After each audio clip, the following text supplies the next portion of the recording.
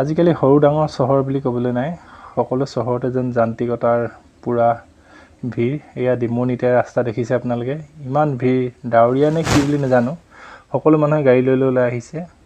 এয়া আমি ডিমৌ চাৰিআলিত ৰখি আছোঁ, দেখিছে নাই গাড়ী কিমান ভিৰ, ৰখিয়ে আছোঁ। আৰু আজিকালি এই বেটেৰী ৰিক্সাবিলাকৰ ইমান ভিৰ নহয়, উপায়ো নাই, পৰিয়ালো চলি আছে এটা। এয়া আমি ডিমৌ ৰাস্তাত ৰখি আছোঁ।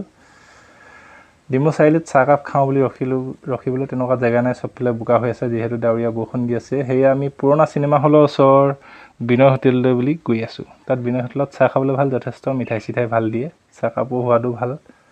ব'লক তাতে চাহ একাপ খাই আহোঁ।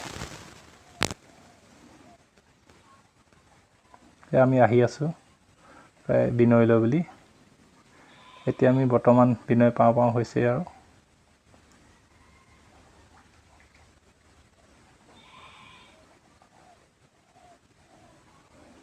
এয়া প্ৰায় পাই গ'লোহি ফাইনেলি বিনয় হোটেল।